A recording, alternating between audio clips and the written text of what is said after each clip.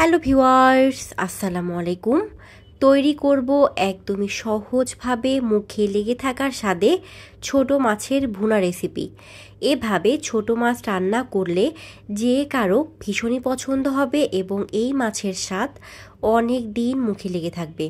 তো ভিউয়ার্স, চলুন দেখে নেই এই সুস্বাদু মাছ রান্নার জন্য কি কি উপকরণ লাগছে। এই রেসিপির জন্য লাগবে ছোট পুঁটি মাছ। পুঁটি মাছ দিয়ে এই মাছটা খেতে বেশ দারুণ হয়। আপনারা চাইলে ছোট সাইজের বাটা মাছগুলো নিতে পারেন, যেগুলো একদমই ছোট। তো মাছগুলোকে বেশ ভালো মতো পরিষ্কার করে নিয়েছি। সাথে এখানে পেঁয়াজ কেটে নিয়েছি, দিয়ে দিলাম একটুখানি জিরা বাটা, দিয়ে দিলাম 1 চামচ পরিমাপ সর্ষে বাটা, সাথে অ্যাড করব আদা বাটা, দিয়ে দিচ্ছি এখানে টেস্ট অনুযায়ী লবণ, সাথে অ্যাড করব এখানে হলুদ গুঁড়ো, দিয়ে দিচ্ছি টেস্ট অনুযায়ী মরিচ গুঁড়ো, সাথে অ্যাড করছি এখানে একটুখানি জিরা গুঁড়ো, দিয়ে দিব এখানে ধনিয়া গুঁড়ো, সাথে 1 চামচ পরিমাপ সর্ষের তেল দিয়ে এই সবগুলো মশলা একসাথে এরকম করে ম্যাশ করতে হবে। খুব ভালো মতো ম্যাশ করতে হবে। আশা করছি আপনারা দেখে বেশ ভালো মতো বুঝতে পারছেন আমি কিভাবে ম্যাশ করছি। মশলা একদম ভালো মতো ম্যাশ করার পরে এই মাছগুলো মশলার সাথে মিক্সড করতে হবে, যেন সবগুলো মাছের ভিতরে মশলা একদম পারফেক্টভাবে যেতে পারে। এভাবে মাছটাকে 20 মিনিট ম্যারিনেট করতে রেখে দিব। তো অবশ্যই 20 মিনিট রাখতে হবে, যেন এই মাছের ভিতরে মশলাগুলো যেতে পারে। ঠিক 20 মিনিট পরে এই মাছগুলোকে এখন আমি রান্না করব।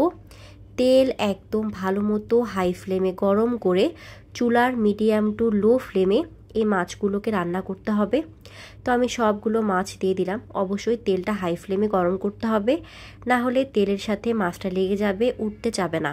তাই তেলটা গরম করে মিডিয়াম টু লো ফ্লেমে রান্না করতে হবে। এবারে ঠিক 10 মিনিট পরে দিয়ে দিব মশলা ধোয়ানো পানি। এই বাটিতে একটু মশলা লেগেছিল, সেটা পানি দিয়ে ধুয়ে দিচ্ছি।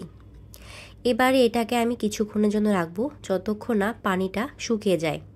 আর মাছগুলোকে একদম সাবধানতার সাথে নাড়তে হবে, যেন কোনো মাছ ভেঙে না যায়। আশা করছি দেখে বুঝতে পারছেন আমি কত কেয়ারফুলি মাছগুলোকে উল্টিয়ে পাল্টিয়ে দিচ্ছি। পানি শুকিয়ে এলে দেখবেন মশলা থেকে তেল ছেড়ে দিয়েছে, সাথে মশলা এবং মাছ দুটোই প্রপারভাবে কুক হয়েছে। এভাবে এই ছোট মাছ রান্না করতে খুব একটা সময় লাগে না, অল্প সময়ে একদম দুর্দান্ত স্বাদের রেসিপি পেয়ে যাবেন। এ পর্যায়ে চুলার ফ্লেমটাকে লো টু মিডিয়াম ফ্লেমে রেখে দিব। বাকি রান্না লো টু মিডিয়াম ফ্লেমে হবে। এভাবে রেখেছি আরও 15 মিনিট। এভাবে রাখাতে মাছটা আর একটু ভুনা হবে এবং ভাজা ভাজা হবে। তো আমাদের মাছ রান্না একদমই কমপ্লিট।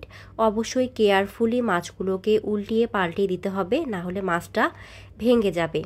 তো এবারে আমি চুলা থেকে নামিয়ে গরম গরম পরিবেশন করব। তো ভিউয়ার্স, তৈরি হয়ে গেল মুখে লেগে থাকার স্বাদে ছোট মাছের ভুনা রেসিপি।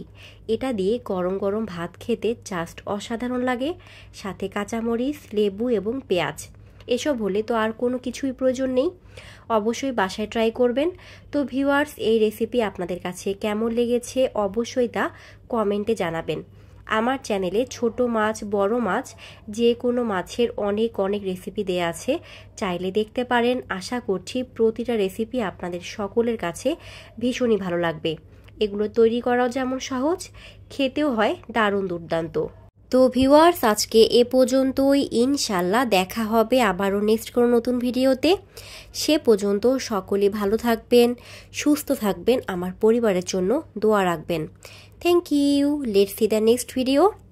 আসসালামু আলাইকুম।